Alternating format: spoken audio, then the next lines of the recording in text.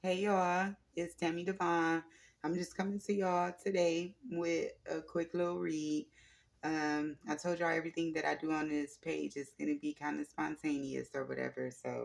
I've been into this book. It's called The Book of Shadow Work by Keila Shaheen. And originally, I kind of wanted to get somebody else to do this with me to try to, have some give and take or whatever like that, from two different perspectives or point of views. But, time kind of got to wasting and I ain't want to keep on waiting on myself. So, I got the thought and I don't know how far this going to go or what's going to happen or whatever. But, this book is helping me out a lot. So, I just wanted to, read this book online just in case anybody may have, trouble reading or anybody don't even know about this book or anybody may need some assistance or some help with shadow work, you know what I'm saying? And they don't really know how to go about it. Um, Not gonna lie, I'm not the best reader in the world. I might stop, I might back up, I might do all of that, but nevertheless, I'm here.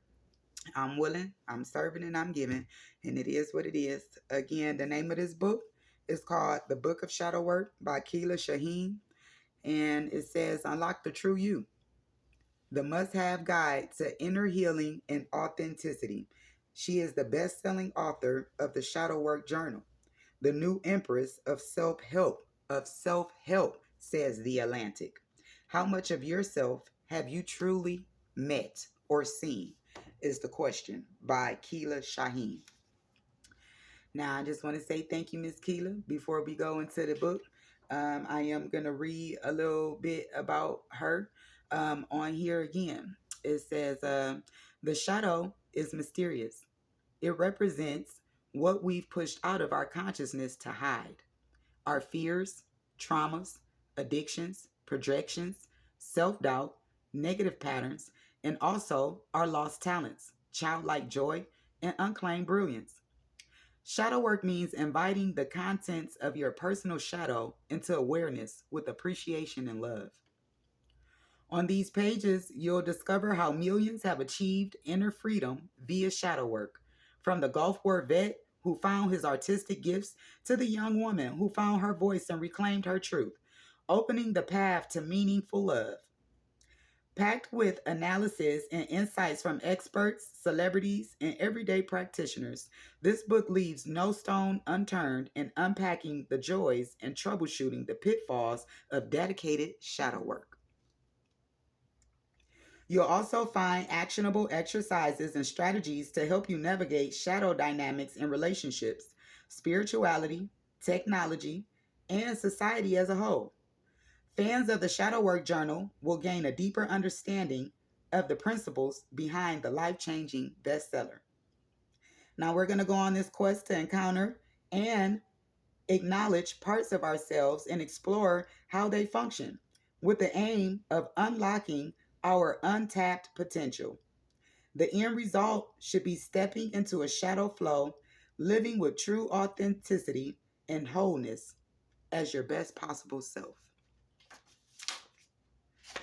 Now, that is her intent for us there.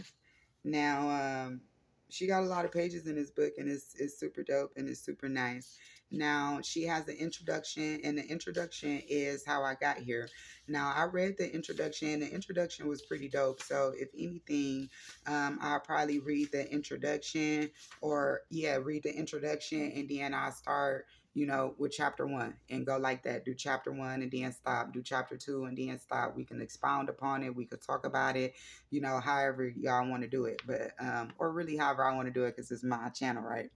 So, yeah, I'm going to get started with the introduction. And the introduction is called How I Got Here. I live in a funky old house with my husband in Austin, Texas. Most days I spend cooped up in my little office upstairs where the heater hums year round, surrounded by paintings, sheet music, and books that contain what I believe to be the greatest secrets of the universe. Here is where I hold space for all parts of myself: the good, the sad, the optimistic, and the angry. Here, I am the creator, the doer, the thinker, and the dreamer. This is also the place where I ask myself hard questions. Like, how did I get here? Some days I know right away. Some days I need to be reminded.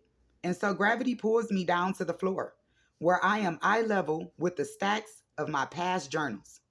My current self needs to hear from self or from my past self. Let me read that sentence over.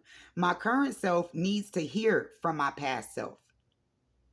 So what she's saying is when she gets stressed out, she see herself on the floor looking at the journals that she stacked up because she about to pick one of the journals so she could get a message from her past self that she wrote in the journal in the past. Because right now she kind of in a cycle or she kind of in something where she needs some advice and she really ain't got nobody but herself. So she turned into her past journals so she can hear from herself. Seeing where I came from, recognizing where I've gotten to, has a way of making me grateful and inspiring me to dream of even more. It is a prelude that leads me to ask myself, where am I going next? As I write this, I'm reading an entry in one of my old journals when I was 22. In it, I proclaim, yes, in all caps, I've experienced the smallness and the grandness, the power and the powerlessness, the liveliness and the lifelessness, all to have clarity. I came here to know what my purpose is in this lifetime. I feel something inside of me so big, I can't even see it, but I can feel it. I know it can change the world. I penned those words shortly after coming out of a depressive episode, a period when I contemplated my purpose on earth, questioned the callousness of the world, and wondered if or when I would ever get my spark back. Have you ever felt as if the very essence of your being has been dimmed? As if you were a ghost and everyone else were real? The days come and go, and you're stuck in a loop of repetition leading nowhere. Concerned only by survival, the thought of restarting each morning is just a mere disappointment. Have you ever felt as if the very essence of your being has been dimmed? In a loop like this, one disappointment leads to another, and the expectation of less and worse reinforces itself. Loops build momentum over time, and they can go on forever if you don't do something to intervene.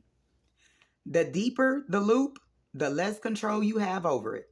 And the more control it has over you, and the deeper the loop, the less control you have over it. And the more control it has over you. Period. In Buddhism, this is called samskara. Samskaras are habits, patterns, or mental scars we form through repeated experiences. Here is a really good affirmation or a reminder to affirm yourself. I am not the sum of my habits, but the consciousness observing them. When you are suffering from deeply ingrained samskaras, rooted in long past childhood experiences, how your life looks on the surface might not correlate with the intensity of your inside emotions. That dissonance can make you feel even further misunderstood, like you're living a dual existence. That was the case for me anyway. Nothing happening in my life seemed to justify my suffering, so I also felt guilty for feeling bad about my life. From the outside, everything looked exciting. Everything looked on track. After getting married, I moved from Houston to Austin for a new job at a tech company. I was excited at first, but soon that excitement turned into anxiety and fear of failure. What I thought was my big break felt more like a big mistake. In meetings, the stage fright that haunted me when I was little, it all came back. And I couldn't even speak up for myself. The corporate lingo, it was confusing. And I wasn't even sure what my job was even supposed to be. I felt small. I felt weak and like a failure, just as I used to in school. Back then, I wasn't part of any clique, and the subtle bullying and judgment weighed on me heavy. Every bad grade felt like a punch in the gut, especially when I was trying my hardest. All those feelings came rushing back in this digital playground of corporate workplace. I also started feeling like something important was missing, like I wasn't following my true calling, even though I didn't know what my true calling even was. The real me felt hidden deep down inside, far away, and I wanted to free her. I just had to. I just didn't have a clue how to go about it. The hardest part was when my husband would ask me what the hell was wrong with me, and I had no idea how to explain myself. I felt a wave of relief to be asked, finally, anyway, after pretending to be okay for so long. But I felt suffocated. As my emotions pressed heavily against me, silence settled into the air instead, leaving gaps and disconnects when usually our conversations flowed easily. Then I'd have an emotional breakdown with a rush of tears and confusing fragments of half thoughts I had to force out of myself. No matter who you are, it takes tremendous courage to admit your struggles. It's even harder when you're used to putting everyone else's struggles above your own. Growing up with my parents and my brother, I used to begin oh, I'm sorry. Growing up with my parents and my brother, I'm used to being the strong one. I had to keep it all together for them. I was the peacemaker, the mediator, the source of sanity when emotional turmoil arose. Opening up and letting someone else help me, even my husband, the person who was supposed to really care, it was almost impossible. When you're on the outside looking in, everything seems clear. But when you're on the inside, trying to look further in, it's often really dark and confusing, like trying to see your reflection without a mirror. That's why it's so much easier to help a friend out, and it's so much harder to do the exact same thing for yourself. I finally found the courage to seek help. The pandemic was raging, so I approached the Zoom session I had booked with a therapist with hope and excitement. From her profile, she seemed like she could really understand someone like me. Introverted, intense, sensitive, with a strong sense of justice. I am a Myers Briggs INF, if that means anything to you. But then the universe decided to add a twist to my story. Technical glitches kept me stranded outside of the virtual meeting room for the first 5 minutes of our first Zoom counseling session. That delay was too much for the therapist, who cut me off, reacting without any understanding. She sent me an email, brimming with frustration, expressing her disappointment over my delay and concluding that we weren't a good fit. I wasn't in a great state for that. It felt like the universe was serving me up more of the isolation and misunderstanding I was struggling to escape my whole life. I was finally ready to open up, and yet the world seemed to turn its back on me, leaving me with so many unanswered questions and a heavy heart. Sometimes starting once isn't enough. You have to get knocked down some more, and even some more times before things start to look up. It takes a few forceful interventions to stop the loop's momentum before you can break out and begin to move in a new direction. Pain is the breaker. Pain creates the friction needed for real life change to happen. It's a crucial part of the story. So don't give up on yourself in the face of pain. Face it and discover a new story. My sadness started turning into anger. We live in a world that is terrified of women's anger, but I assure you that it can be an exquisite catalyst. I was angry because I wasn't getting over feeling cast aside, lost, and accepted from anyone, even myself. I also knew I didn't want to get used to that feeling of being drift and self-hating. Sometimes anger is beautiful, transformative, even creative. The anger of when you've had enough. The anger that makes you start to set boundaries. The anger that transforms passivity into change. The anger that signals that you are ready for more. As it went from a simmer to a boil, my anger at myself and at the world turned into passion and fire. I decided I would just go find myself on my own, whatever it took and whatever it looked like. I was raised in a primarily Catholic household, which laid the foundation for my belief in a loving, omnipresent God. However, deep inside my being, I held a more universal understanding of this divine love. I began waking up at the ungodly hour of 4 a.m. to read and study works of spirituality and self-help, to meditate and to do yoga. I looked for new techniques and insights into how I could transcend my pain by engaging with it, not trying to escape it or wish it away. Somehow, even then, I knew that facing it all, that was the key. Somehow I approached myself with reverence and compassion and gave space to the emotional storms I was still going through. It was as if a light had turned on in my darkness, showing me the way forward. I held my chest to feel my heartbeat, and I remembered that I was connected to the all that is. I remembered I remembered too that I was the driver of my life.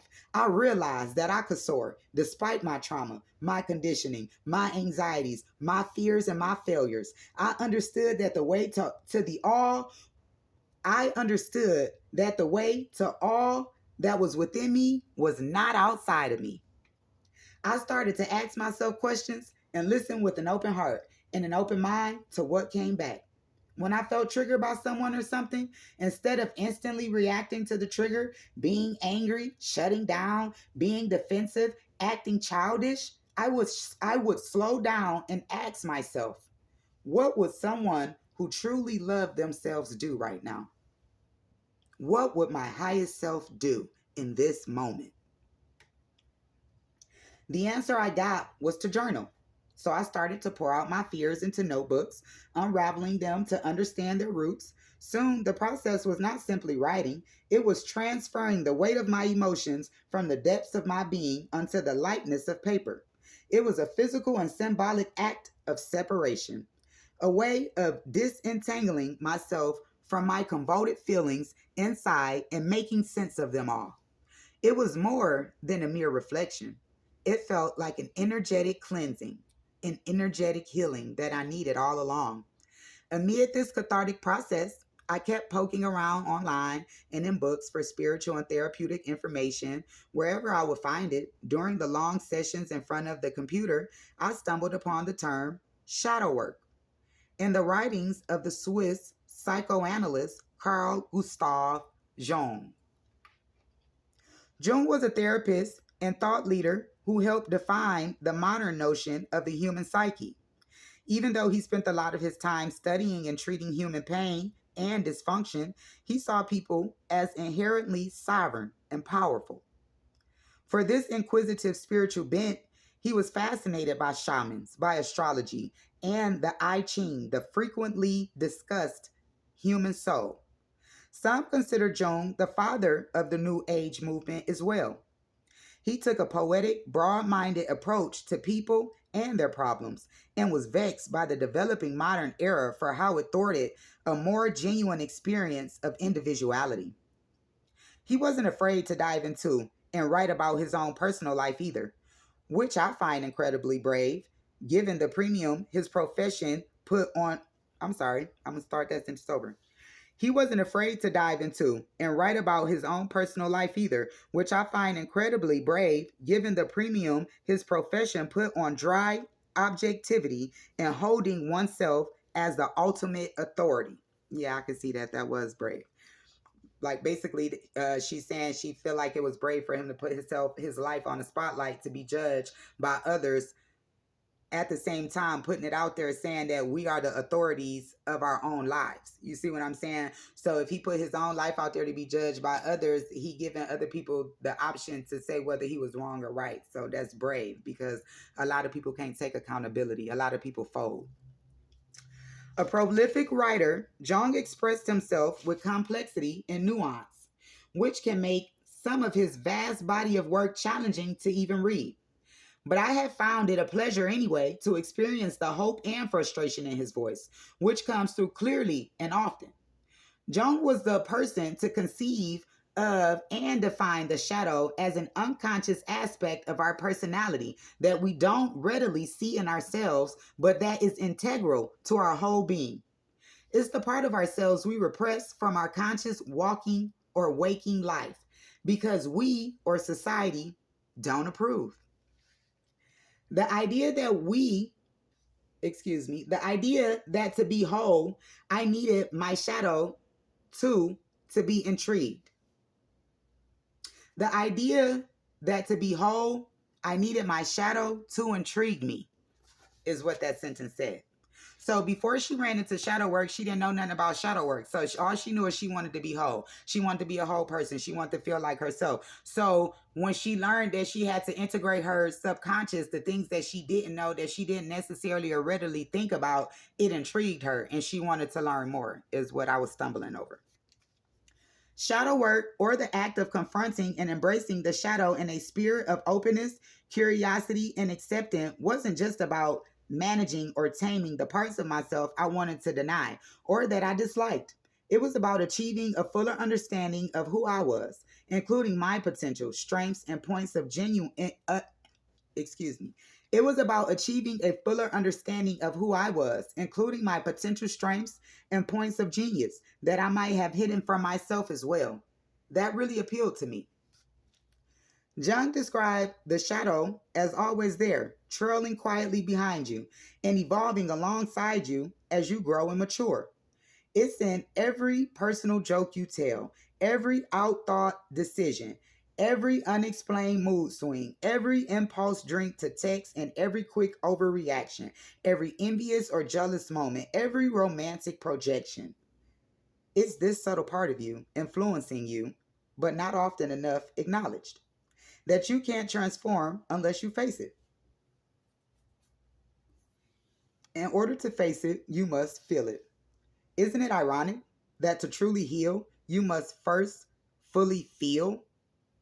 Jones' mainframe emphasized integrating our fragmented selves into a more cohesive, honest, and powerfully genuine whole through contact with and the acceptance of our shadows. I'm going to read that sentence over. Jung's mainframe emphasized integrating our fragmented selves into a more cohesive, honest, and powerfully genuine whole through contact with and the acceptance of our shadows. It's not a question of escaping your shadow or making it go away, but simply just loving it as a part of who you are.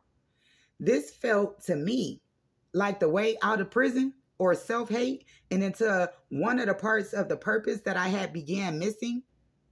I will do this, I said to myself. I for sure will do this. I set myself the challenge. As I immersed myself into John's work, I recognized in him a fellow seeker with a valuable perspective on just how enormous and special humanity is. For all of his worry about how society was evolving away from nature and instincts, over reliant on machines, he never gave up on our potential. That over relying on machines is something, ain't it? As someone who has also had premonition dreams and who possesses a vivid imagination and deep curiosity about herself, Jung's work spoke to me on a profound level. The more I delved into his theories, the more I uncovered about the intricate layers of my own mind. It felt like having a conversation with my own soul. Jung defined the self and society as bound up together, even if they sometimes seem to be working at a cross purpose. Though Jung believed that change always had to start with oneself, he also said that facing and integrating the shadow isn't something we do just for ourselves, but for the whole world and the future, as well as our loved ones. Any journey into shadow work is not about getting lost in the darkness, but about illuminating it, accepting it, and in the process, transforming what you find into a source of strength and self-awareness. I started doing shadow work in my diary. I give myself complete permission to write the truth about a fear or hang up or a part of myself that I just didn't like without judgment or self-censorship. If I could freely admit everything to myself with no fear of censure or guilt, at least I'd know what I was really dealing with. It was by engaging in the process that I realized my so-called dream job doing marketing for a tech company was someone else's vision and not my own. Anxious to find my place in the world, I had gone so far into my adult responsible self that I had forgotten about the inside child, the child within, my childhood self. You have probably heard of the term the inner child. You may even have a clear vision of your own. The inner child is the little you, you may have forgotten about, or who was neglected by the conditions of your upbringing, but who still calls out to you from deep inside of you to play, to create, and to self soothe, even to cry. It was Jung who came up with the concept of the inner child, and it was Jung who argued that we all needed to meet, listen to, and heal that part of us before we can truly become anything for anybody, before we become who we were meant to be. He wrote, in every adult, there lurks a child, an internal child, something that is always becoming, but never is complete, and calls for unceasing care, attention, and education. That is the part of the personality in which wants to develop and become whole. If you close your eyes and ask your inner child, or if you close your eyes and ask, your inner child will reveal itself to you. In all its emotional distress and mischievousness and capacity for boundless joy, much of doing shadow work I discovered was welcoming my wounded inner child into my waking adult life, identifying her needs and finding opportunities to allow her to express herself unencumbered by conventional notions of how I was supposed to be, unencumbered by conventional notions of how I was supposed to be. So, as I continued on the path of shadow work, I naturally asked myself, what are my abandoned passions? What is it that I enjoy? What do I want to do? And where do I want to go? Where do I need assistance, help, and resolve? I quickly flashed onto how I had all but abandoned playing the flute. It had once been such a sustaining activity for me, and I dropped it in search of a more responsible adult life. I kept going. One realization led to another and another, and with each one came another liberation. It turns out that shadow work is a lifelong process that that's just fine for me anyway. I took pieces of myself on one at a time because none of us can know the full truth all at once, right? We can just meet it as it comes, bathing each instance of pain in acceptance until eventually neither the light nor the darkness overpowers the other. In the clarity gained from a true, full perspective, you see how much space there is between you and your shackles. Now that's real freedom. It's you and your shackles, not you and a person. You and your shackles, not you and your family. How much space can you see between those shackles? In 2021, after a period rich with introspection and discovery, I asked myself, why doesn't anyone know about shadow work? Why don't more people talk about shadow work? With each revelation of another hidden part of myself, each moment of recognition through journaling and mirror work, and those 4 a.m. mornings of searching, bit by bit, I healed my inner child. Not only healed her, I gave her some powerful tools too. I reincorporated play into my life. I began to laugh again. I began going on hikes, looking for fossils like I used to when I went camping as a child. I picked up the flute again and explored sound healing, which allowed me to soothe my inner world during moments of anxiety. I remember how to be curious and expressive. I decided to open up and release whenever I felt like it. I was contracting and holding everything in, and I decided to let it out. What came out? What came out of all that was healing. In moments when I could have broken down, I was able to create a new path for me to break through. Y'all, I just almost cried right there because y'all just don't know. It'd be moments like that that you'd be so proud of yourself, where you could have broke down, where you could have did what you used to do, where when you could have just went back to how you used to be, but you want to be a better person. You want to heal yourself. So you choose to be the bigger and a better person and to learn better ways of coping and getting through your life. That is a proud moment. And if you in that moment right now, I'm so proud of you, whether I know you or not. I know it takes a lot to push through. I know it takes a lot to go through adversity, to go in one direction when it's 1,500 people coming towards the other direction. But what you need is behind those people. And ain't nobody opening up no line. Ain't nobody clearing no pathway for you. You just got to figure it out. My heart goes out to you.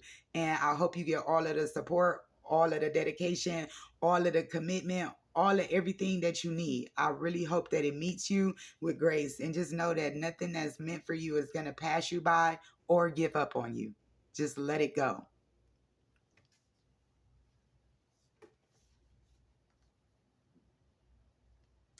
Meeting, understanding, and accepting my own shadow sparked a profound transformation in me that only continues to accelerate the more I feed it. I realized next that I needed to share the process I had to put together for myself with I realized next that I needed to share the process that I had put together for myself with the rest of the world. I got the idea to create a simple workbook with clear prompts and cues in plain language to guide people through doing their own shadow work. If I could do it, I figured anyone could. They just needed tools they could understand and an easy way to get started. Remember, I wasn't great at school, so if I can do it, you can do it. I felt inspired to support Jung's late in life mission to bring his teachings to a wider audience as well. Jung's publisher had been frustrated that while his mentor, Sigmund Freud's, and I do apologize if I'm saying these names wrong, work was well known, Jung's contribution remained inaccessible. It took Jung having an important dream one night to get him to move on it, though. In that dream, he saw himself addressing an audience who truly understood him. Finally, right before his death, he wrote a book with the lay public in mind. It's called Man and His Symbols, and I highly recommend it. Jung's desire to reach a broader audience beyond academia reaffirmed my commitment to this project.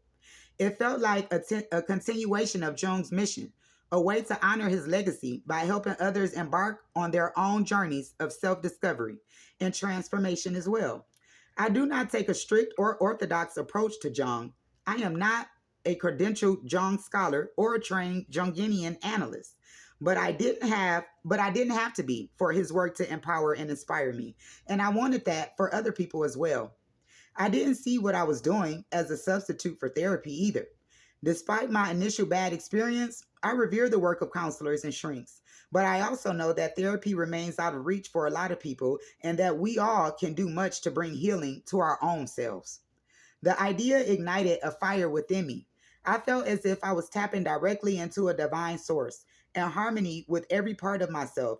This wasn't just a project, it was a calling. I felt a deep responsibility to bring this work into the light in the best way I could, to help others navigate the complexities of their inner worlds with kindness. Engaging in intentional self reflection at the peak of a trigger can halt the destruction before it takes over our bodies and minds. I'm going to read that again because I highlighted that for me in the book when I was reading it for myself. It say engaging in intentional self-reflection at the peak of a trigger can halt the destruction before it takes over our bodies and our minds. I saw this as a tool for awareness before turmoil and approachable.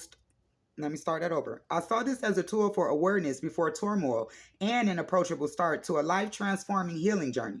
It could ease the suffering of millions, a little or a lot, if I got it right. Creating that journal became my lifeline. It drew me back into wholeness, allowed me to reclaim my own authenticity and put myself back together, no matter who was there for me or who wanted me or who didn't. I didn't care. I never anticipated it. I never anticipated it would have such a profound impact.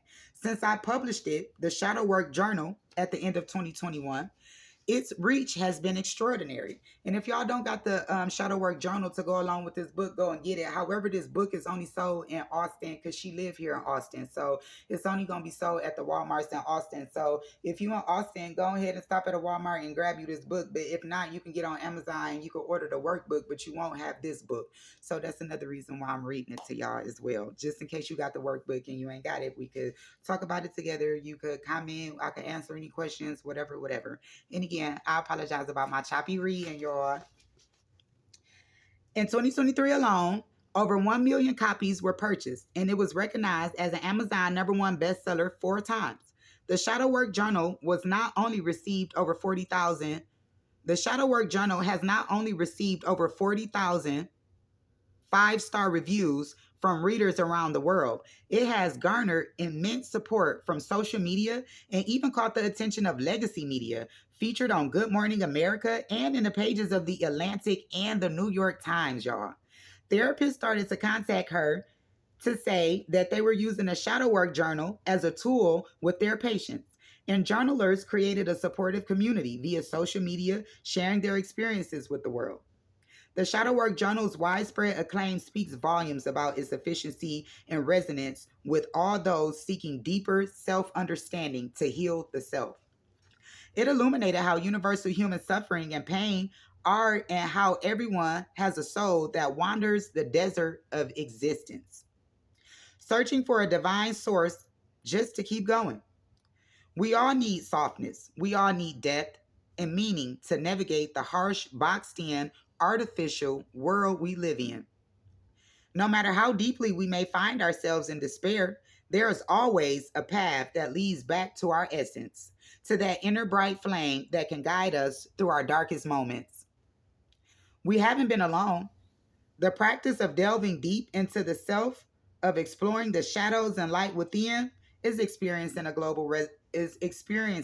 a global renaissance. I'm sorry.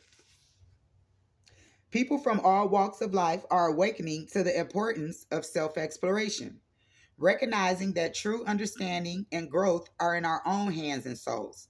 The Shadow Work Journal has proven itself to be a valuable tool, but there was context and insight I gathered during the process of writing that necessarily got left out for the cutting room floor.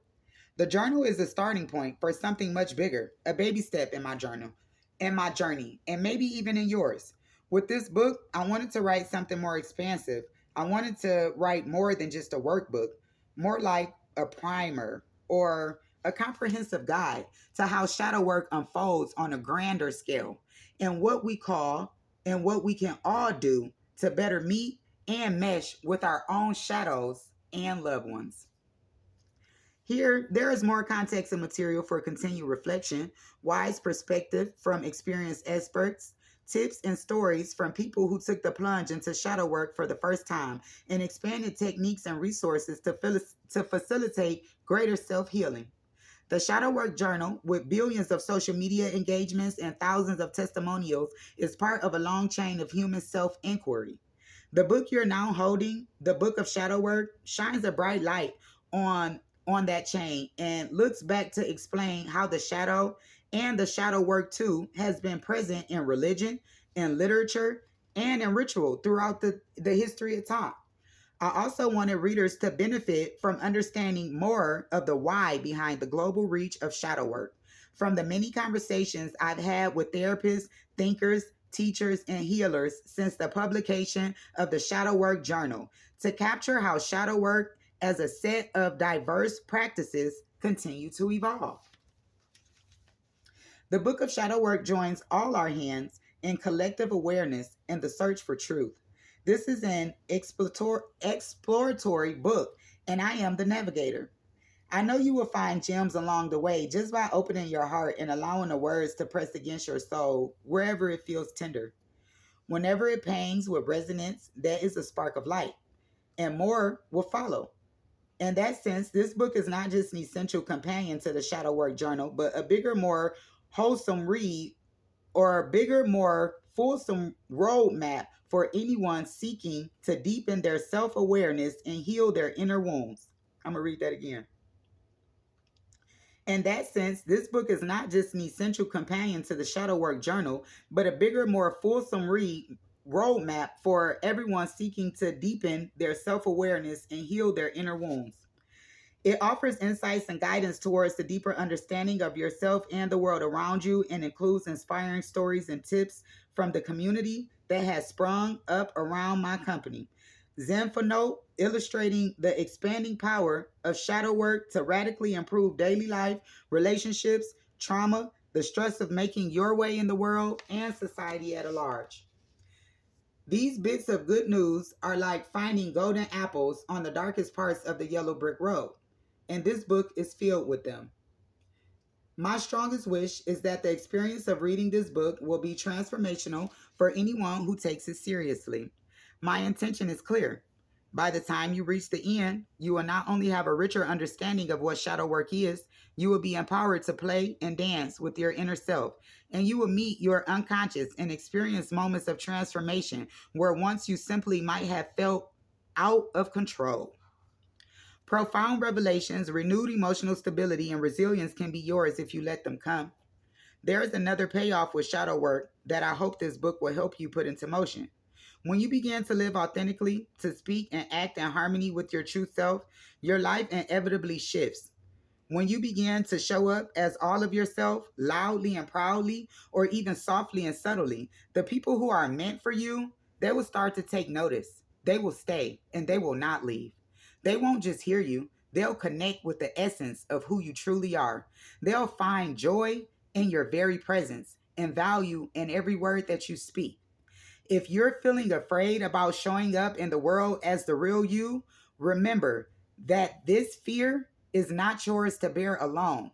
People who are for you will not show themselves as against you. Remember also that you are infinitely more than the sum of any imposed identities. Your inherent worth lies in your authenticity and being seen and loved for who you truly are, not for who you are pretending to be for someone else who does not like you, who does not want you, and who will not stay around. Your unapologetic self is not just a right, it's a beacon for others, modeling for them how to find their own truth, their own self worth, and their own self. How do you start? Turn the page with an open heart and open mind and consider gently peeling away the layers that aren't truly you, that are not truly yours. Take off those personalities, take off those roles. Stop being who people want you to be. The universe has got your back, and I've got your back too. That was the introduction to the Book of Shadow Work by Keila, Shaheen. Thank you guys so much for listening. Again, I do apologize about my choppy reading. I'll be nervous a little bit of anxiety, and just I grew up in the hood in the ghetto, and I just ain't did all that much reading. I ain't gonna lie to y'all. However, I like to heal, I like to share, I like to be there for people. So, at this time in my life, I'm going through a lot, and nobody want me